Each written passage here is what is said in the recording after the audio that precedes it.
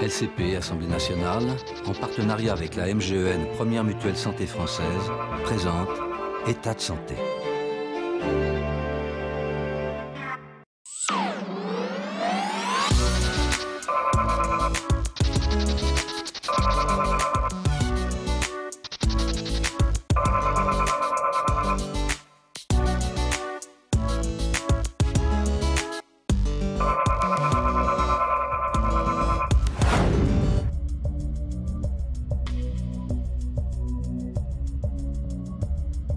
Bonjour à tous, j'en ai plein le dos. Vous connaissez la formule, elle veut tout dire. 8 Français sur 10 sont ou seront touchés par un mal de dos au moins une fois dans leur vie.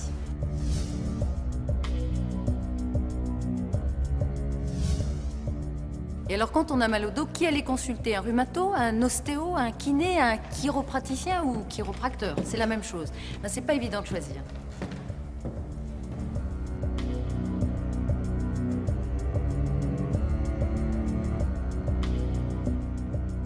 Dommage, parce qu'une mauvaise orientation ou une prise en charge tardive pèse sur les chances de guérison et alors la maladie peut devenir chronique.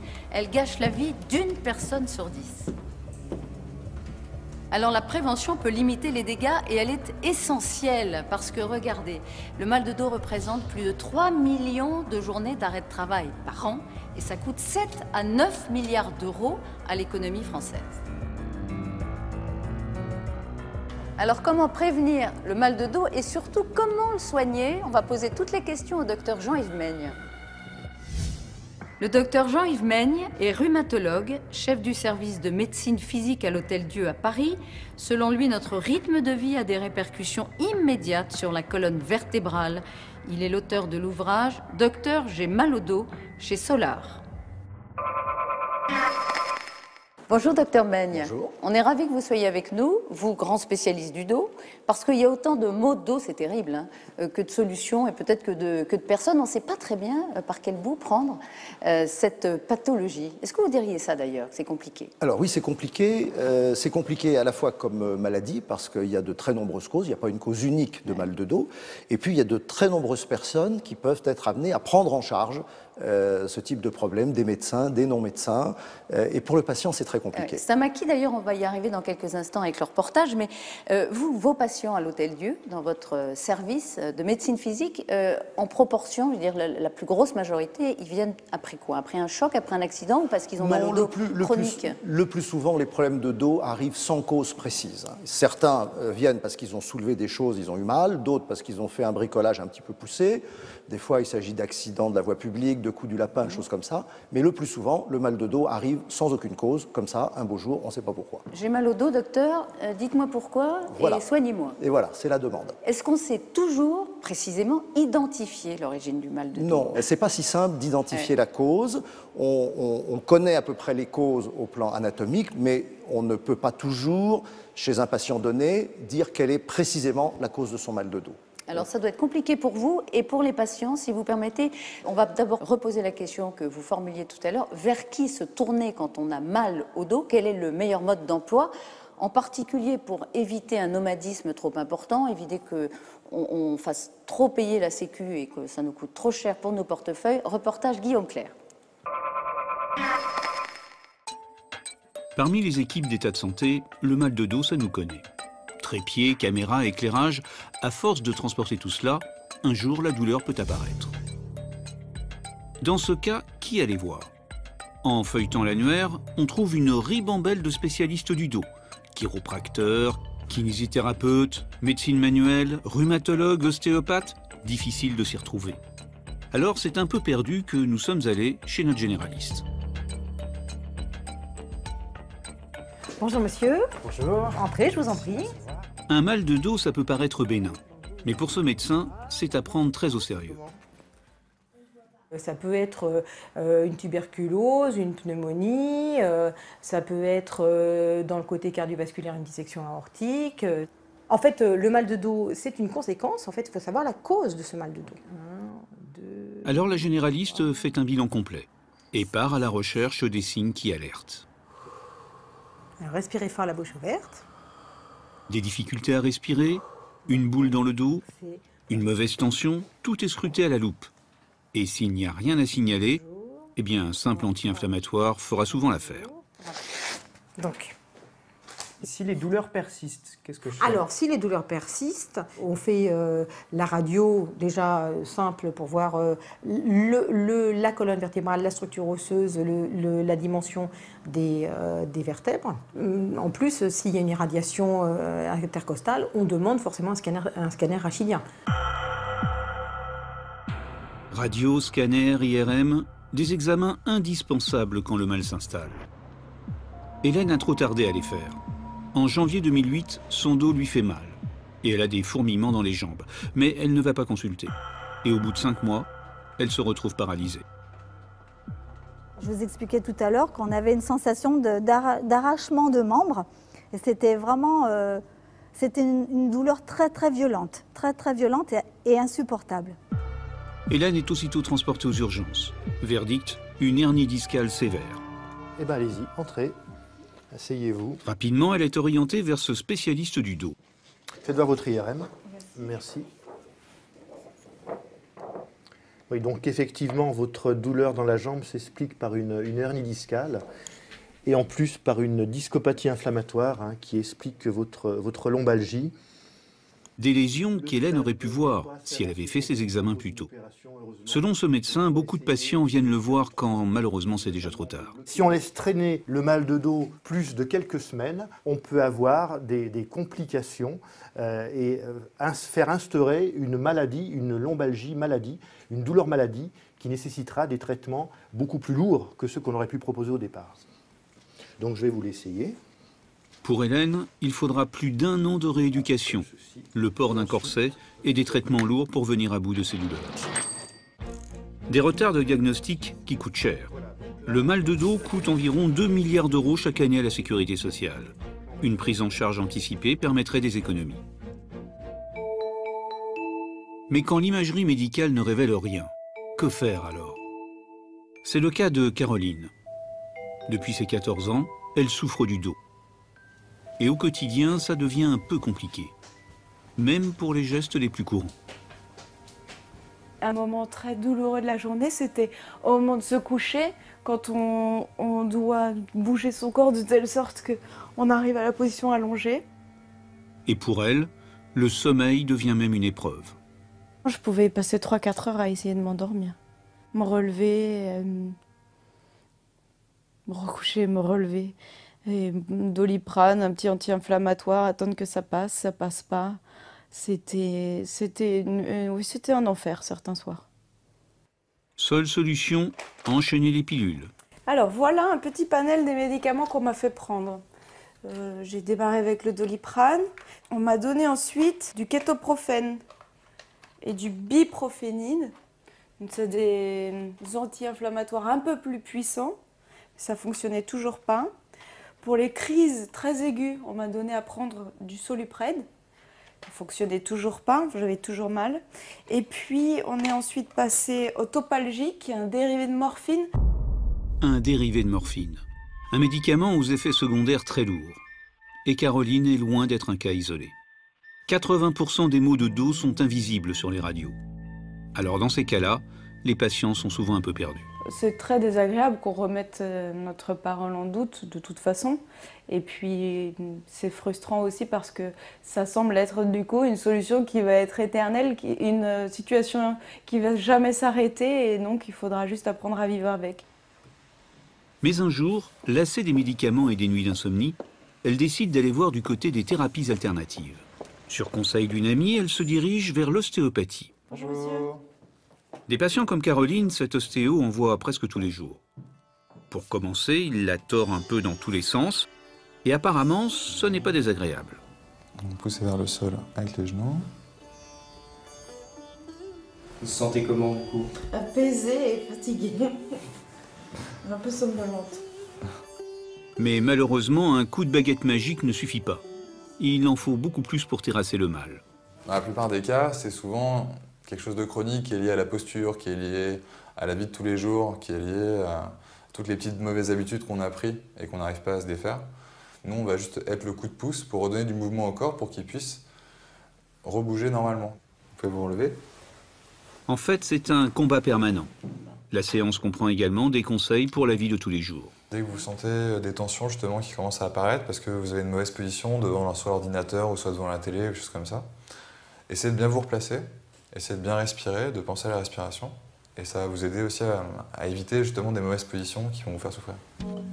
En tout, la consultation a duré 45 minutes, 3 fois plus longtemps que chez le généraliste. Alors forcément, les patients apprécient. Chez l'ostéopathe, non seulement il prend mon cas à moi et j'ai pas l'impression d'être un parmi tant d'autres, et puis ça dure 45 minutes. J'ai l'impression qu'on va au fond des choses. De l'importance d'une écoute attentive de la part du thérapeute. Merci pour tout. Voilà ce qui explique le succès des ostéos. Mais attention à bien les choisir. Pour cela, demandez conseil à votre généraliste et à votre entourage. Au revoir.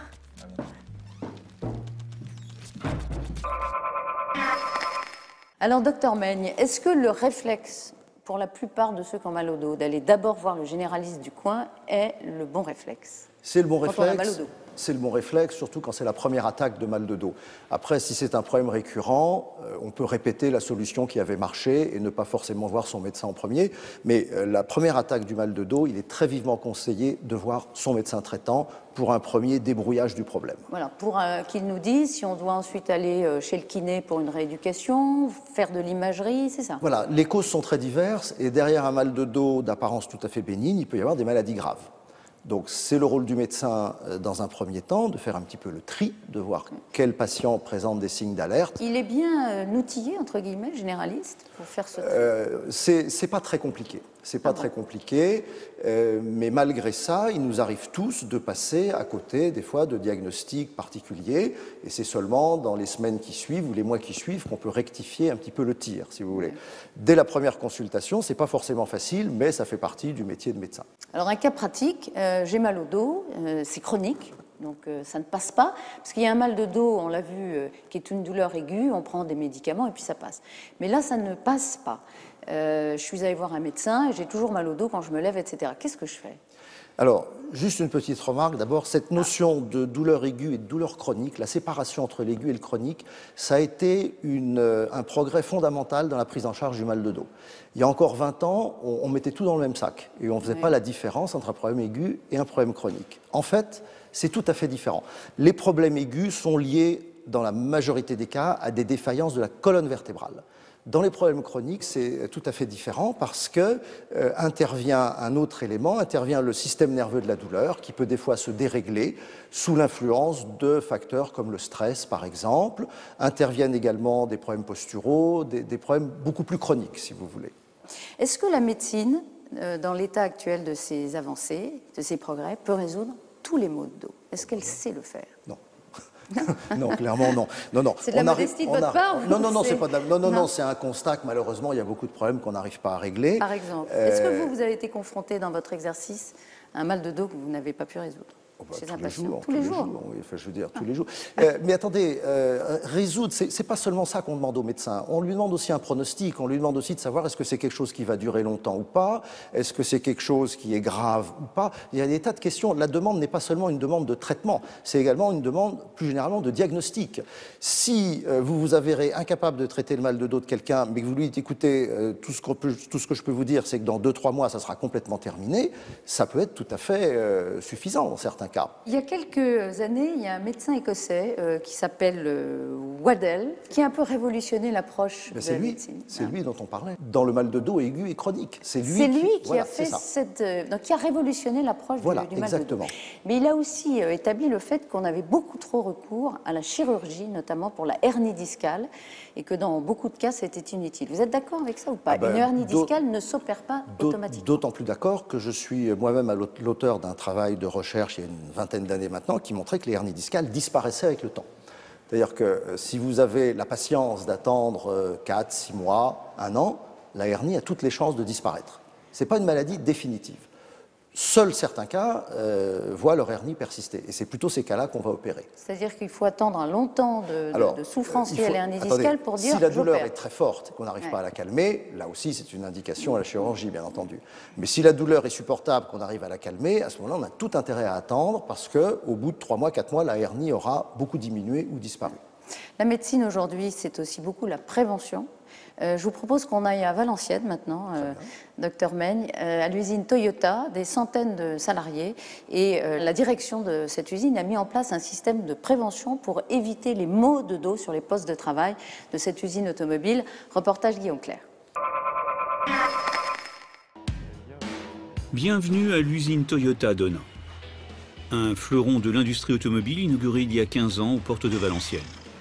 Plus de 3500 salariés travaillent ici.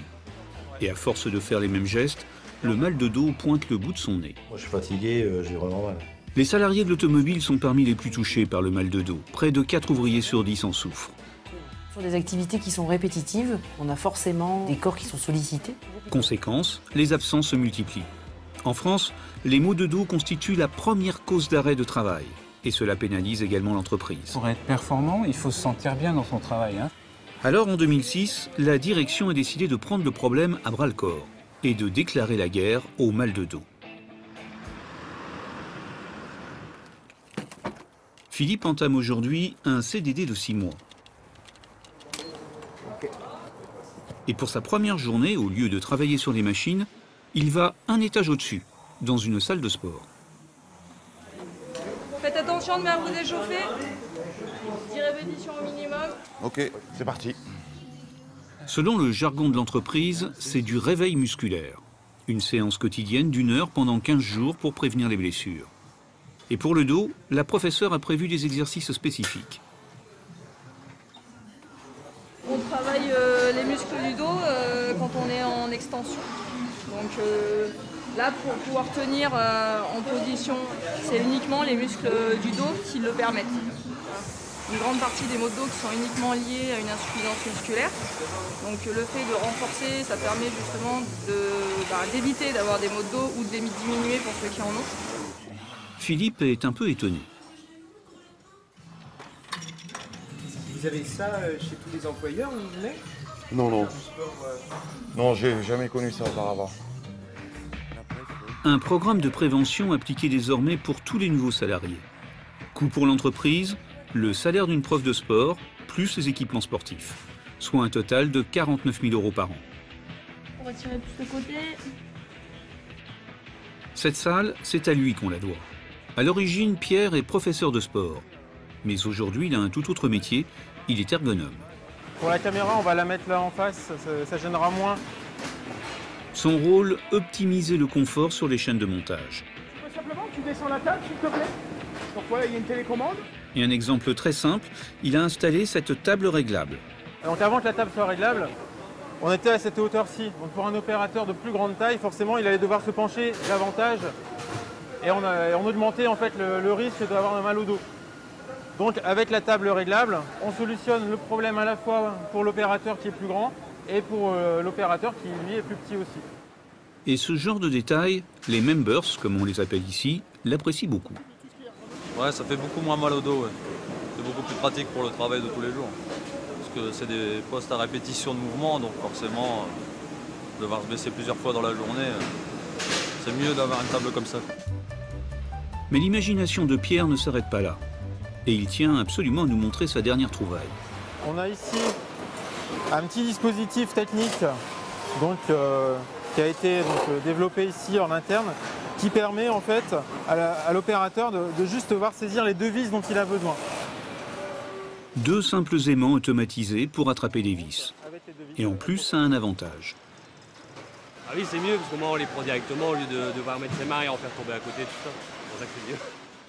Et faire tomber les vis à côté, ça implique de se baisser. Pour le dos en particulier, ça peut être une somme de petites choses qui au final génèrent une grande amélioration. Ces améliorations ne sont pas faites uniquement pour les problèmes de dos. On les a aussi pour l'ensemble des articulations et des membres. Coût pour l'entreprise, le salaire d'un ergonome, soit en moyenne 39 000 € par an.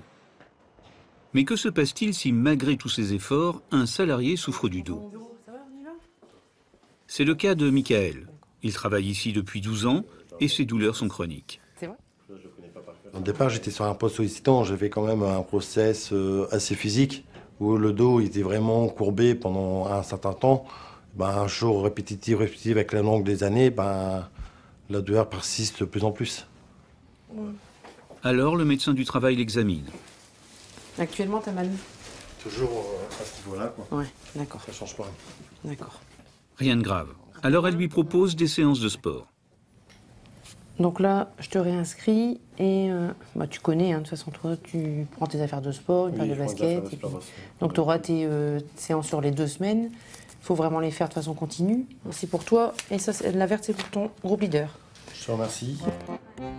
Et pour se remettre en forme, pas besoin de quitter l'usine, puisque la salle de sport est déjà sur place. 10 séances de 2 heures prises sur le temps de travail. Chaque année, 150 salariés profitent de ce dispositif. Coût pour l'entreprise, 0 €, car les salariés sont remplacés gratuitement par leur chef d'équipe. Au total, l'entreprise dépense près de 89 000 € sur l'année pour le dos de ses salariés. Une goutte d'eau pour une usine qui produit 800 voitures chaque jour. En valeur magasin, cela représente un chiffre d'affaires annuel de 4 milliards d'euros. Alors forcément, pour la direction, ça vaut le coup. En termes de ressources humaines, c'est important parce que, bien évidemment, pour être j'allais dire, motivé, pour être performant, il faut se sentir bien dans son travail. Hein. Ça fait partie de la qualité de vie au travail. Et donc, évidemment, en étant une entreprise performante, vous devez être à la fois exigeant, mais aussi bienveillant. Bilan de la bataille, près de 500 arrêts de travail en moins. Et pour l'entreprise, une économie de près de 4 millions d'euros. Résultat, tout le monde est gagnant.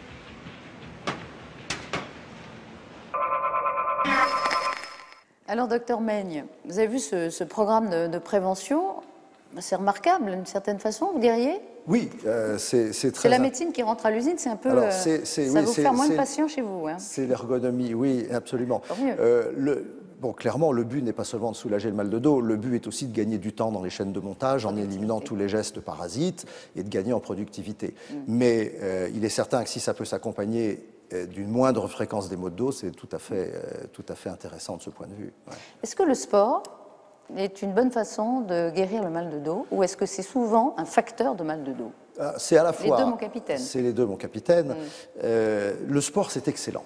C'est excellent pour le dos, ça fait travailler le dos, ça le muscle, et donc ça protège le dos.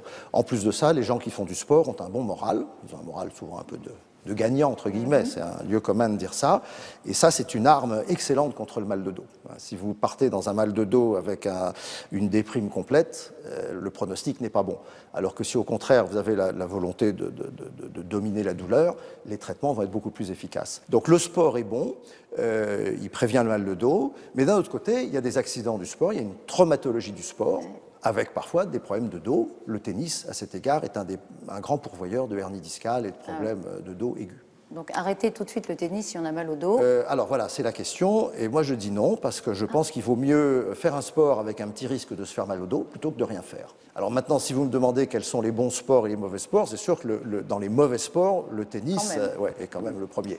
Mais je préfère quelqu'un qui joue au tennis et qui risque de se faire mal, plutôt que quelqu'un qui ne fait rien. Et ben voilà, un propos iconoclaste intéressant. Je vous propose qu'on écoute maintenant le député UMP Marc Le Fur, qui s'est penché sur cette question de mal de dos en termes de santé publique et qui regrette que le généraliste, celui qu'on voit en ville, vous disiez il faut aller voir son généraliste quand on a mal au dos, ne soit pas le plus sensibilisé justement au mal de dos pour travailler davantage avec la médecine du travail. On l'écoute et on se retrouve juste après. Nous avons travaillé en Bretagne, et particulièrement en Bretagne intérieure, où on a beaucoup d'activités de ce genre, sur le rapprochement entre les médecins du travail et les médecins de ville, qui souvent s'ignoraient, ne se connaissaient pas, et l'ouvrier confronté à ce genre de difficultés se confie plus facilement aux médecins de ville qu'aux médecins du travail, parce qu'il a peur de perdre sa place et de perdre souvent des primes. Donc il faut que le médecin de ville soit alerté sur ces questions, soit sensibilisé sur ces questions et sache dire à la personne concernée que la prévention c'est le meilleur des remèdes et qu'il vaut mieux en parler plutôt que de taire ce type de difficulté qui, si on ne fait rien, peut avoir des conséquences redoutables. Oui, il y a effectivement, docteur, des salariés qui peuvent avoir peur de se confier à un médecin du travail, de peur de perdre leur boulot alors qu'ils ont mal au dos et donc après ils vont voir le médecin en ville, ils ne disent pas exactement ce qu'ils ont et puis le diagnostic se perd. Vous avez remarqué ça ou pas? Alors ça dépend évidemment, il y a de tout, hein, mais effectivement, pour quelqu'un qui est salarié, s'il a mal au dos, s'il sent que ça le gêne dans son travail, ça peut être un réel problème, bien entendu. Les généralistes, on leur demande beaucoup quand même. Il faut aussi savoir qu'ils ont énormément de travail. Donc, bien sûr, ça serait très bien qu'ils puissent mieux travailler et plus en collaboration avec les médecins du travail, mais c'est difficile, il faut un métier difficile quand même. Déjà, les idées simples pénètrent peu à peu. Par exemple, sur les arrêts de travail, on sait qu'un arrêt de travail n'est pas bon pour quelqu'un qui a mal au dos. On sait sauf quand il ne peut pas bouger. Alors, sauf quand il ne peut pas bouger. Mais dès qu'il peut bouger, il vaut beaucoup mieux continuer son activité que de s'arrêter. Il est absolument prouvé, si vous voulez, que la douleur va guérir beaucoup plus vite quand on reste actif et qu'on continue à avoir des activités à peu près normales, en essayant de surmonter sa douleur, que si on reste chez soi à rien faire. L'immobilité n'est pas bonne quand on a mal au dos. L'immobilité, l'enfermement chez soi, en dehors de tout contexte de travail, etc., tout ça, c'est pas bon. Donc ça pénètre peu à peu chez les généralistes quand même. L'idée de arrêt de travail, immobilité. L'idée qu'il faut rester actif, si vous voulez, quand on a mal au dos, que ce n'est pas une maladie handicapante. Il y a tout un tas de fausses idées qui circulent sur le mal de dos. Et beaucoup de gens s'imaginent qu'ils vont être paralysés, par exemple, qu'ils vont finir dans un fauteuil roulant. C'est une remarque qu'on entend souvent, qui est complètement absurde, qui n'a aucun sens. Il y a beaucoup d'idées reçues qui arrivent dans votre cabinet, j'imagine. Et ça, c'est très étudié actuellement. C'est très étudié dans notre métier. Toutes ces idées fausses que peuvent avoir les patients, qui agissent vraiment comme des freins à la guérison. Ça, c'est très intéressant. Alors que si on leur met dans la tête des choses justes, qui sont beaucoup plus positives, ils guérissent beaucoup plus vite. Docteur Meigne, merci beaucoup. Un petit conseil pour plus avoir mal au dos, juste comme ça, pour la route? C'est trop dur à la fin de demander ça. Non, il n'y a pas de conseil. Ça vient comme ça, il faut le prendre du bon côté, il ne faut pas être paniqué si on a mal au dos. La plupart des cas se traitent assez facilement. Restez zen. Merci de nous avoir aidés. Merci beaucoup, docteur. À très bientôt pour un prochain numéro d'État de santé. Au revoir.